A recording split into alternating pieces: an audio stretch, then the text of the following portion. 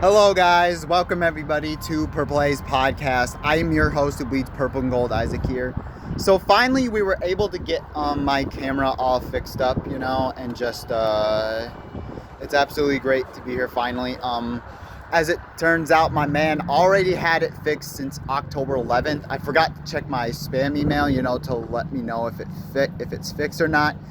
So I basically got it today. It's working as good as new. So we're back with videos, baby. But that aside, so I'm gonna make this, a shortly quick video. I'll be going ahead and making a shorter video today for the Vikings and the Detroit Lions preview, which is gonna come up on Sunday at noon at US Bank Stadium. This is basically, I would say, for the Vikings, the last team on their gauntlet schedule for the first 6 games of the season.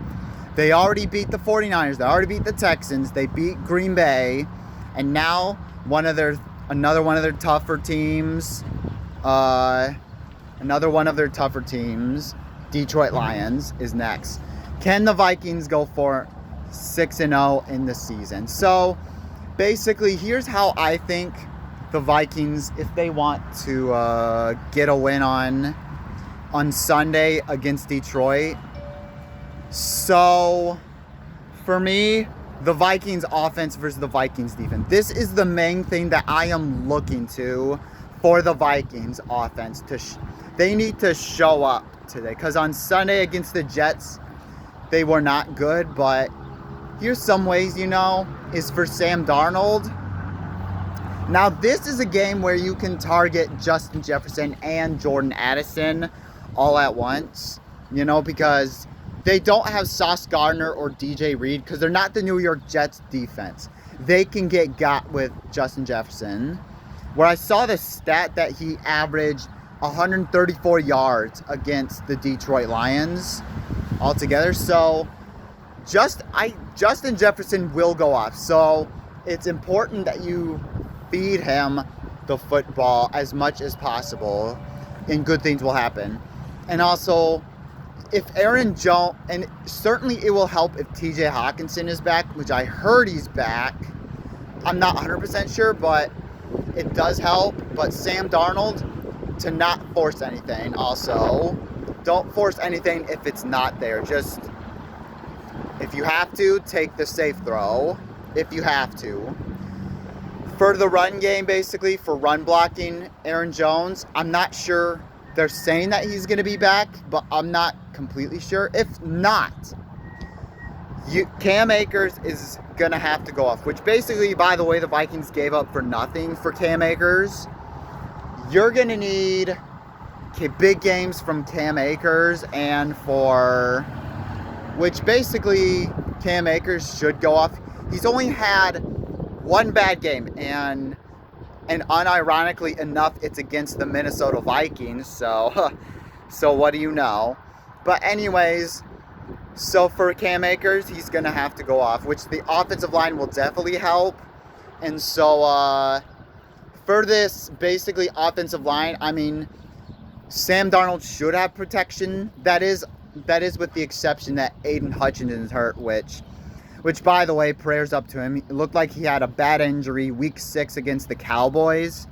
So hopefully he gets better sooner than later. Hopefully he gets 100%. But the Vikings offensive line should get some time in the pocket, so Sam Darnold should face. And for Kevin O'Connell also, he should have nothing but time. For Kevin O'Connell, he should have enough time, but Kevin O'Connell, there's no reason you got to eliminate the goofiness, because basically if you turn the ball over on that defense, their offense is going to, no doubt, they're going to absolutely take advantage of it and get 3 or 7 at least. That's what's going to happen, for basically for the Vikings defense.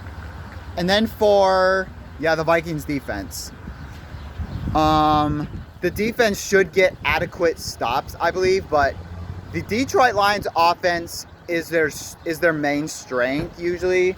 Dan Campbell is that guy that likes to be aggressive and go for it on 4th down, 4th and short. So for the defense, you need to eliminate as many 4th shorts as possible. Play man-to-man instead of zone coverage. I feel like, but here's the thing. I mean, it's going to be an interesting battle between the Vikings 7 front and the Detroit Lions offensive line. Their offensive line is solid. Their run game is absolutely good too as well. So you're going to need help from Grugier Hill and Ivan Pace Jr. Blake Cashman's out, I believe so, if I'm not mistaken. So you should get pressure with if you can't get pressure with 4, I mean, you might.